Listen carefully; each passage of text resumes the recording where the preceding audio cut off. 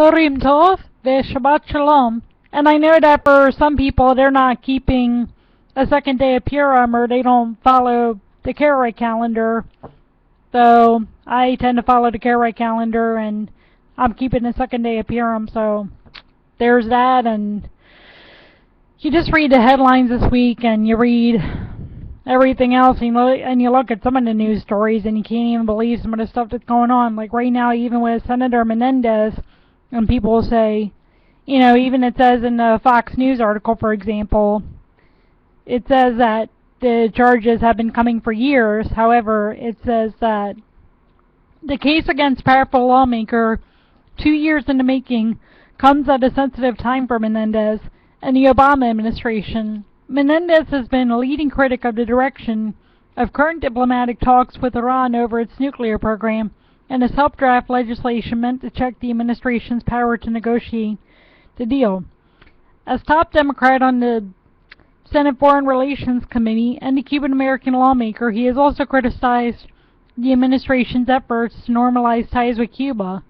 Well, here's my question. First of all, they say that he's a senator, right? And the thing is, it says in the Constitution, referring to Obama, he shall have power by and with the advice and consent of the Senate to make treaties provided 2/3 of the senators present concur, and he shall nominate, and by and with the advice of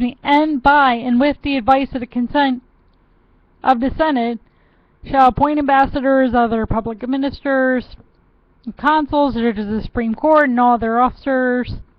Okay, so pretty much the rest of the clause there. And the point being, too, some people could say, well, this is a conspiracy theory because Obama just wanted to move Senator Menendez out of the way because of Iran and Cuba. Well, the thing is, Obama would not be able to go forward, at least constitutionally, without the Senate giving him the permission to do certain things. Because it even says, back to the clause, he shall have power by and with the advice and consent of the Senate. Well, if Obama's such a dictator, clearly he would have been... I'm not saying that Obama's doing everything right. I'm not saying that Obama hasn't tried to break the law in some cases, because he has.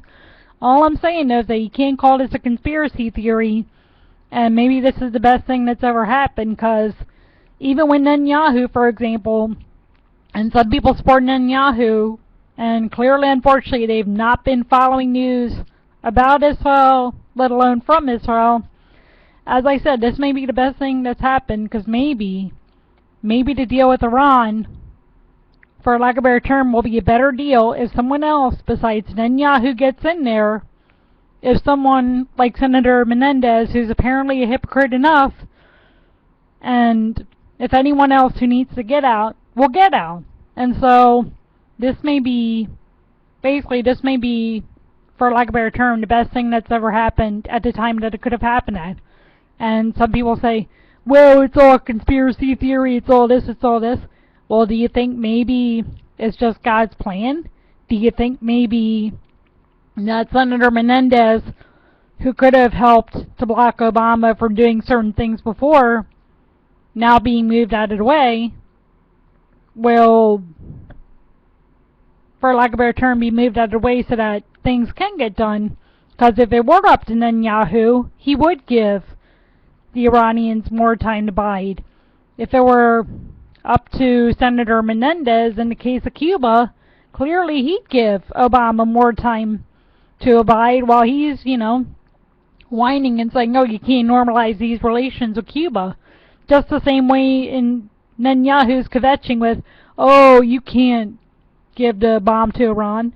Well, it's like all talk and no action, and again, this might be the best thing because it may finally be, well, on the one hand, Netanyahu may lose the elections, and someone who's actually going to do something about the Iran situation instead of just talk will become the next prime minister of Israel, and it may be someone who is not as corrupt as apparently Senator Menendez is, will be the guy who leads the Foreign Relations Committee. I think that's what it says here. So it says, the Senate Foreign Relations Committee, By the way, I do like to check everything. I just don't go off of the cuff and say, oh, I don't know what I'm talking about. And, I mean, if I say I don't know something, then I'm going to say right out, well, I don't know. And I have been paying more attention to just where it's all going to go in the end, because that's for lack of a better term, where it's all going to go, especially now that we are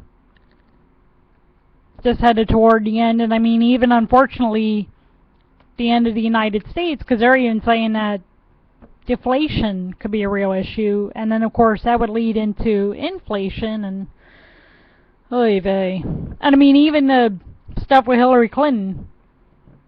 Well, someone once said that you can tell a lot about a person by the kind of person that they marry. Well, as someone rightly pointed out, hey, she married Bill, Bill married her, they each had their own scandals, and it seems like it's basically two sides of the same coin. So just even in the way that Benghazi was handled and now all these other things are being handled, it seems like the United States is definitely careening. And of course, you know, once the United States careens, and of course once the other issues come up, and then at some point the Ezekiel 38 war is going to come up, and so I mean everything's just leading ultimately to,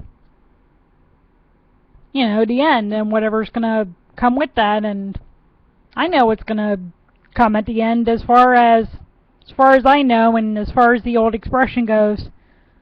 You know, we already know what's going to happen at the end of the book, and that's basically all that you can do. And I mean, even that's what the book of Esther implies. And people were, you know, a lot of people say, well, God's not even mentioned in that book.